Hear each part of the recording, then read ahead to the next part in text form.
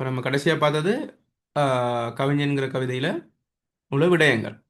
அதாவது கவிஞன் எனப்படுவோம் யார் யார் கவிஞன், யார் யார் கவிஞன் அல்ல. அப்போ கவிஞனுக்கான இலக்கணம் என்னென்ன, கவிஞன் அல்லாதோருக்கான இலக்கணம் என்னென்ன அப்படிங்கிற விஷயம் தான் பார்த்தோம்.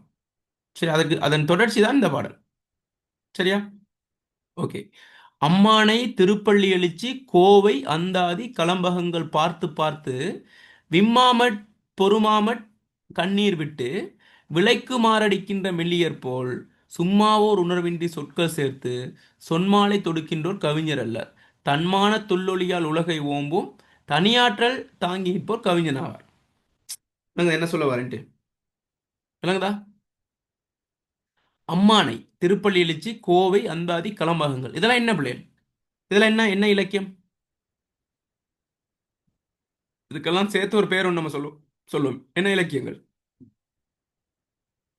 யாராவது ஒரு ஆள்?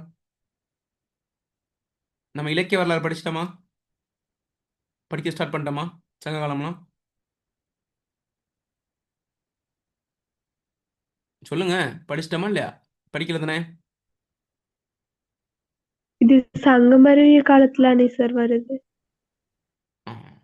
சிற்றிலக்கியங்கள் எங்க இருக்கு? சிற்றிலக்கியங்கள் எங்கெங்க இருக்கு? சிற்றிலக்கியங்கள், சிற்றிலக்கியம்னா என்ன? இவ்வாறான இலக்கிய பிரபந்தங்களை தான் நம்ம சிற்றிலக்கியங்கள்னு சொல்றோம். சரியா? எனவே இவ்வாறு ஏற்கனவே எழுதப்பட்ட இலக்கியங்களை அம்மானை திருப்பள்ளி எழுச்சி கோவை அந்தாதி கலம்பகங்கள் இதெல்லாம் ஏற்கனவே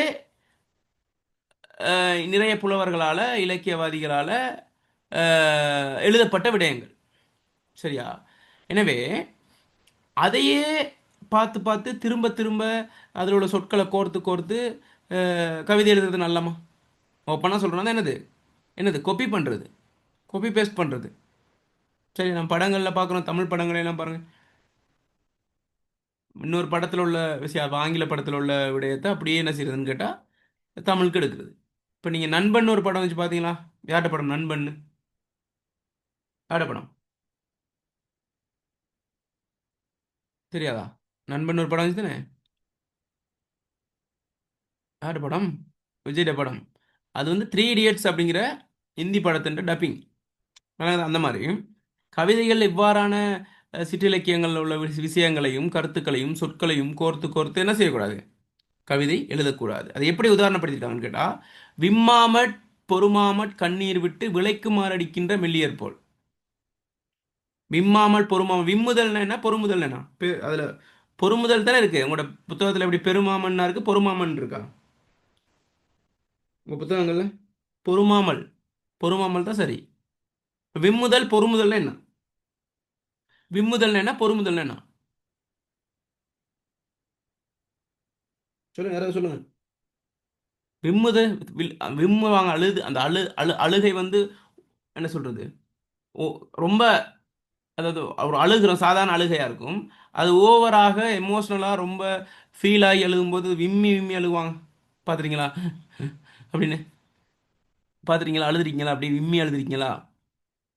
சின்ன பிள்ளைலாம் அழுதுருப்போம், பெரிய வயசு வந்து அழுதுருக்கோம். சரியா? அதான் விம்முதல். பொறுமுதல்னா துன்பப்படுதல், பொறுமுதல்னா துன்பப்படுதல். சரியா? இப்போ விம்மாம், அப்போ இதில் விம்மாமல் இருக்கு, அது விம்மி பொறுமிங்கிற மாதிரி நெகட்டிவாக பார்க்குறத நம்ம என்ன செய்யணும்? அதில் பாசிட்டிவாக தான் பார்க்கணும்.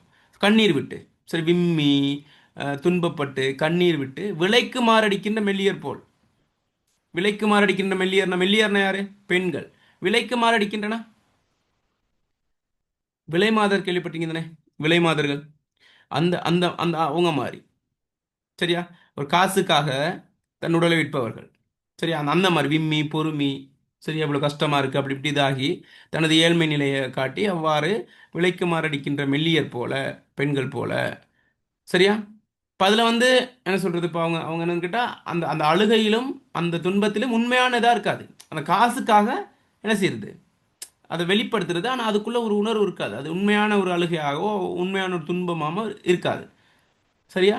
இப்ப அந்த மாதிரி ஒரு வெற்று வெற்று வார்த்தைகள், வெற்று வார்த்தைகள், அவங்க பேசுகிற வார்த்தைகள் எல்லாம் அந்த மாதிரி சும்மா ஒரு உணர்வின்றி சொற்கள் சேர்த்து, எந்த ஒரு உணர்வு இல்லாமல் சொற்களை மட்டும் சேர்த்து அம்மானையில் 2 சொல்லு, திருப்பள்ளி எழுச்சியில் 2 சொல்லு, கோவையில் ஒரு சொல்லு, அந்தாதியில் 3 சொல்லுன்னு சேர்த்து மானே தேனே பொன்மானேன்னு எழுதுனதெல்லாம் கவிதையா? கவிதையா? பேச மாட்டேங்களே. எனக்கு கொஞ்சம் சப்போர்ட் கொடுத்தா தான் நானும் சொல்லிட்டு போகலாம். நான் ரூம்ல. ஆம் சார். ஆ சொல்லுங்க டிலக்ஷா, நீங்க மட்டும்தான் எனக்கு ஆதரவா இருக்கீங்க. அப்படிப்பட்டதெல்லாம் கவிதையா? இல்ல சார். ஆ இல்ல. அப்படிலாம் கோர்த்து சொற்கள்லாம் ஒன்றாக்கி சொன்மாலைனா சொல் மாலை தொடுக்கின்றோர் கவிஞர்கள் அப்ப என்னது? சொல் மாலைன்னு என்னது? சொற்கள்லாம் ஒன்றா இது பண்ணி அந்த எழுதின பாட்டு, பாட்டு ரெடி அப்படிங்கிறதெல்லாம் இது. சொற்களோட எண்ணிக்கை, சொற்களோட அடுக்கு மட்டும் கவிதையாக விடாது. அதில் உணர்வு இருக்கணும். அது ஏதாவது ஒரு செய்தியை சொல்லணும். அது உள்ளத்திலிருந்து வர வேண்டும். வெறுமனே சொற்களை சேர்த்து எழுதுவது கவிதை அல்ல. எழுதுபவர்கள் கவிஞர் அல்லர். விளங்கிடுச்சா அந்த விஷயம்? தெளிவா? நீ சொன்னாதான் ஆம் அடுத்து. சார். ஓகே. ஆ தன்மான எப்படி இருக்கணும்? அப்ப எப்படி எப்படி எழுதணும் கவிதை? அப்ப இவங்கெல்லாம் கவிதை கவிஞர்கள் இல்ல, இதெல்லாம் கவிதை இல்லைன்னா எப்படி அப்ப கவிதை இருக்கணும்? தன்மான துள்ளொளியால் உலகை ஓம்பும் தனியாற்றல் தாங்கி நிற்போர் கவிஞர் ஆவர். என்னது தன்மான துள்ளொளியால்? என்ன தன்மான துள்ளொளினா? தன்மானத்து உள்ள ஒளியால், உள்ளொளி. என்னது தன்மானத்துள்ளொளினா? தன்மான உணர்வு. அவர் உணர்ச்சியிலே. தன்மானம்னா என்னன்னு சொல்லுங்க போல. தன்மானம்னா தன்மானம்னா என்ன? அந்த வார்த்தைக்கான அர்த்தத்தை சொல்லுங்க பாப்போம். What is meaning of the தன்மானம்? இங்கிலீஷ்ல தன்மானத்துக்கு என்ன சொல்றது? செல்ஃப் ரெஸ்பெக்டா? செல்ஃப் ரெஸ்பெக்ட் தானே? சரியா? செல்ஃப் ரெஸ்பெக்ட் அதாவது என்ன சொல்றதுன்னு கேட்டா, இப்போ நம்ம என்னத்தான் செஞ்சாலும், என்னத்தான் தொழில் செஞ்சாலும், தன்மானத்துக்கு இழுக்கு வரலாம் நடந்துக்க கூடாது. நமக்குன்னு ஒரு ஈகோ இருக்கும். நமக்குன்னு ஒரு என்னது, ஒரு தன்மான உணர்வு இருக்கும். அந்த தன்மான உணர்வை இழந்து ஒருத்தர் நம்ம என்ன செய்யக்கூடாது, அழுகி போயிடக்கூடாது. நம்ம ரெஸ்பெக்ட், செல்ஃப் ரெஸ்பெக்ட் நம்ம வச்சுக்கொள்ளணும். அது எதா இருந்தாலும் சரி, எங்கேயா இருந்தாலும் சரி. சரியா? இப்ப தன்மானத்து உள்ளொளியால், அந்த தன்மானத்து உள்ளொளியால், உள்ளத்தில் எழுகின்ற அந்த எண்ணத்தால், சரியா, உணர்ச்சியினால், சரியா, விளங்குதா? அந்த தன்மான தன்மானம் அதாவது என்ன சொல்றது? இப்ப அவர் ஒரு சமூகத்தில் இருக்கிறார் வைங்களேன். இப்ப சமூகத்துல இப்ப பாரதி இருந்த பாரதி இருந்த நிலைமையை பாருங்களேன். தமிழ்நாட்டில் இருக்காரு. தமிழ்நாடு வந்து தமிழர்களுக்கானது. ஆனா அந்நியன் வந்து ஆட்சி செஞ்சு கொண்டிருக்கான். சரியா? அது தன் தம் தம் யோசிச்சுக்கோ, நம்ம வீட்டுக்கு வந்து இன்னொருத்தர் ஆட்சி செஞ்சிருந்தா எப்படி நல்லா இருக்குமா அது? இல்ல. அது தன்மானத்துக்கு இழுக்கு. சரியா? அதனால என்ன செய்யறாங்க? அந்த மாதிரி தன்மானத்துக்கு இழுக்கு வர சந்தர்ப்பத்துல உள்ளத்து ஒளியால, உள்ளத்து உணர்வால உலகை ஓம்பும். ஓம்புதல் என்னது? உலகை ஓம்பும் இந்த இடத்துல என்னது? உலகத்தை போற்றுகின்ற அல்லது உலகத்தை நேசிக்கின்ற அல்லது உலகத்தில் மாற்றத்தை கொண்டு வர வேண்டும் என்கின்ற நினைப்பு உள்ள உள்ள நிலைமை. சரியா? உலகத்தை பாதுகாக்கக்கூடிய, உலகத்தை நேசிக்கின்ற, சரியா, உலகத்தை போற்றுகின்ற நிறைய சொல்லலாம் அதுக்கு. சரியா? தனி ஆற்றல் தாங்கி, அந்த கவிதையில அந்த தனி ஆற்றல் இருக்கணும். அந்த தனி ஆற்றல் தாங்கி நிற்போர் கவிஞர். அப்படி நிக்கிறவன் தான் கவிஞன். விளங்குதா? அப்படி நிக்கிறவன் தான் கவிஞன். அப்படி உள்ளதுதான் கவிதை. அப்ப எது எப்படி எப்படி எது எது கவிதை இல்லைன்னு சொல்லுங்க, சோட்டா சொல்லுங்க. எது எது கவிதை இல்லை, எது எது கவிதை? சும்மா சோட்டா சொல்லுங்க. வெற்று சொற்களால, வெற்று சொற்களை கூட்டி, அதே போல ஏனைய இலக்கியங்களோட துணைக்கு அழைத்து, எந்த ஒரு உணர்வும் இல்லாம ஏட்டில் எழுதிட்டேன்டா கவிதை அப்படிங்கிறதெல்லாம் கவிதையா? கீழே பேர் போட்டுக்கிறது அம்மு ராம்கி அப்படின்ட்டு. அது கவிதையா? இல்ல. எப்படி இருக்கணும் கவிதை? தன்மானத்து உள்ளொளியால், இந்த தன்மானம் நிறைந்த தனது உள்ளத்து உணர்வால உலகை காக்க, உலகை ஒரு மாற்றத்தை கொண்டு வர தனியாற்றல். அது ஒன்று ஒரு இண்டிவிஜுவாலிட்டின்னு சொல்லுவாங்க. தனியாற்றல். சரி, அவருக்கு கவிஞனா ஒருத்தன் இது ஒருத்தமா இருக்காது. இப்போ வந்து இப்போ காப்பி பேஸ்ட் பண்றவங்களுக்கு அந்த அந்த தனியாற்றல் இருக்காது. தனித்துவமா தனக்குன்னு ஒரு மொழிநடை இருக்கும். அந்த தனியாற்றல் தாங்கி நிற்போர் கவிஞர் ஆவார். தெளிவா? தெளிவா? ஆம் சார். ஏதாவது விலங்காட்டி விலங்காட்டி கேளுங்க பாப்போம். விளங்கவில்லை என்றால் கேளுங்கோ.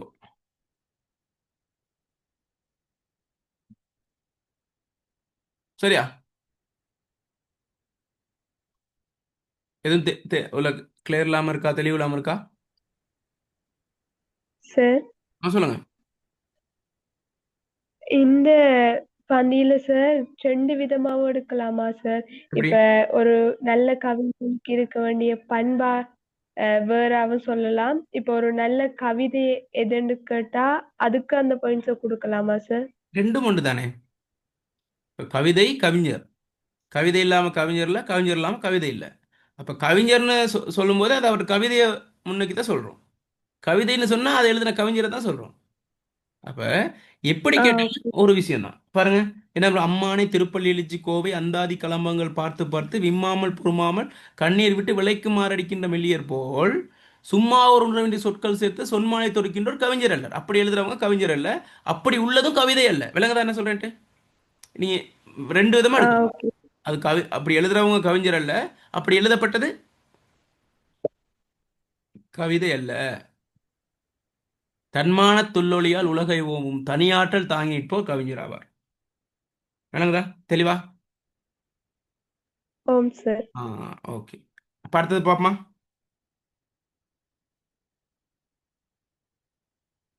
ஓகே. அடுத்து கடைசி தானே, கடைசி பாடல் தானே பார்க்க போறோம்.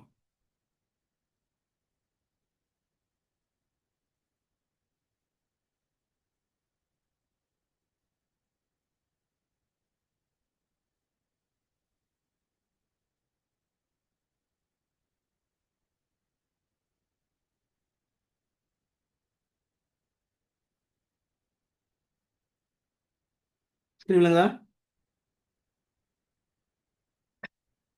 ஸ்கிரீன் விளங்குதா பிள்ளை? ஓ சார். ம். பாருங்க. பாட்டினுக்கோர் புலவன் என்றே தமிழ்நாடெங்கும் பாராட்டும் பாரதியின் கவிதையாற்றல் நாட்டிற்காம் விடுதலை போர் வெறியை ஊட்டி நற்றமிழ்க்கும் மறுமலர்ச்சி நல்கக் கண்டோம் வீட்டிற்குள் வீட்டிருந்தே கொள்கையின்றி விண்ணப்ப பதிகங்கள் விளம்புவோரை ஏட்டிற்குள் கவிஞர் எழுதினாலும் இரவாத கவிஞரை உலகம் ஏற்கும். விளங்குதாப்புல நம்மளோட கவிதை நம்மளோட சிலபஸ்ல நிறைய இலக்கியங்கள் இருக்கு. அந்த இலக்கியங்கள் எல்லாம் நிறைய இலக்கியங்கள் யார் இருக்கா? எந்த இலக்கியவாதி கூடுதலா இருக்கான்னு சொல்லுங்க பாப்போம் என்கிட்ட. யார் வந்து கூடுதலா அடிபடுறது ஒவ்வொரு இடத்துலையும்? கட்டுரை எடுத்தா பா கட்டுரை ஒன்று இருக்குது. என்ன கட்டுரை? மானுடம் தழுவிய கவிஞர்கள்னு. அதுல மெயினா யாரை பத்தி சொல்லுது? பாரதியாரை பத்தி தான் சொல்லுது. மானுட கவிஞர்ல பாரதியார் தான் என்ன மானுடம் தழுவிய கவிஞர் இருந்தாருன்னு கட்டுரையும் சொல்லுது. சரியா? பாரதியார் கவிதை எத்தனை இருக்குதுல?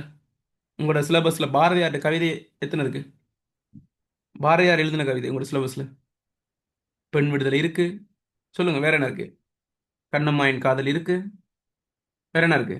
பாஞ்சாலி பாஞ்சாலி சபதம். சபதம். பாஞ்சாலி சபதம். பாஞ்சாலி சபதம், ஆ, மூன்று இன்னும் அவ்வளவுதான். உயிர்ப்பாட்டு. குயில் பாட்டு. அவ்வளவுதானே, 4 கவிதை இருக்கு தானே. நன்றி. ஆ, அது இல்லாம பாரதியார்னு ஒரு கவிதை இருக்கு தானே. பாரதியார் அவர் அவர் எழுதுனதுல பாரதியார்னு ஒரு கவிதை இருக்கா இல்லையா? ஓ சார். ஆ, ஓ சார். விளங்குதா பிள்ளைகள்? பாரதியார் வந்து இந்த தமிழ் மொழியை படிச்சா பாரதியை விட்டுட்டு தமிழ் மொழியை படிக்கிறது நம்ம என்ன செய்யலாது, ஏற்கவே இயலாத அளவுக்கு பாரதி தான் நீக்கமர் நேர்ந்திருக்கிறார். பாருங்க, கவிதைக்குள்ள பாரதியார் வாராருங்க. விளங்குதா? ஓகே. அப்ப சின்ன சின்ன ஸ்பீச் கொஞ்சம் இருக்கு, அதை பார்த்துட்டு வருவோமா? பாரதியார்ட தன்மை நிறைந்த சில விஷயங்கள் இருக்கு, அதை கொஞ்சம் பார்த்துட்டு வருவோமா? ஓகே, கேட்டிங்களா அந்த ஸ்பீச்சை? 1 ஹவர் இருக்கு, அதை நம்ம ஷார்ட் பண்ணி நான் எடுத்திருந்தேன். ஒரு விளக்கம் வந்துச்சா பாரதியை பற்றி? நான் உங்களுக்கு லிங்க் ஒன்று அனுப்புகிறேன், அதில் கொஞ்சம் கேளுங்க. வேறு சீமான் பேசுனது கிட்டத்தில் பேசின விஷயங்கள் தான், நிறைய விஷயங்கள் சொல்லுவார். அது பாரதியார் வரலாறே அதில் இருக்கும், அவரோட கவிதையோட செழுமை தொடர்பா. சரியா? ஓகே, பாருங்க. பாட்டினுக்கோர் புலவன் என்றே தமிழ்நாடெங்கும் பாராட்டும் பாரதியின் கவிதையாற்றல் நாட்டிற்காம் விடுதலை போர் வெறியை ஊட்டி நான் தமிழுக்கும் மறுமலர்ச்சி நல்க கண்டோம். என்னம்மா? பாட்டினுக்கு புலவன் பாட்டு அப்படின்னா பாரதி தான். அப்படியே கவிதை, பாடல். சரியா? நம்ம என்ன செய்யறோம்? பாடல், பாடல் என்னது, கவிதையை என்ன செய்யறோம்? மெட்டமைச்சு பாட்டா பாடுறோம். பாடல்னா இந்த இடத்துல நீங்க பாட்டு மெட்டமைக்கிற பாடம் மட்டும் யோசிக்க கூடாது. பாடல் அதாவது என்ன சொல்றது, கவிதை தான். பாட்டினுக்கோர் புலவன் என்றே தமிழ்நாடெங்கும். பாட்டுக்கு பாட்டுனா அது யாரு? பாரதி தான். இப்ப பாட்டினுக்கோர் புலவன் என்றே தமிழ்நாடெங்கும் பாராட்டும் பாரதியின் கவிதையாற்றல். எல்லாரும் என்ன செய்றாங்க? பாரதி தான், பாரதி தான் அப்படின்னு பாராட்டுறாங்க. சரி, அப்படிப்பட்ட பாரதியின் கவிதை ஆற்றல் நாட்டிற்காம் விடுதலை போர் வெறியை ஒட்டி. என்ன என்ன அதுல என்ன அந்த கவிதையில என்ன இருந்துச்சு?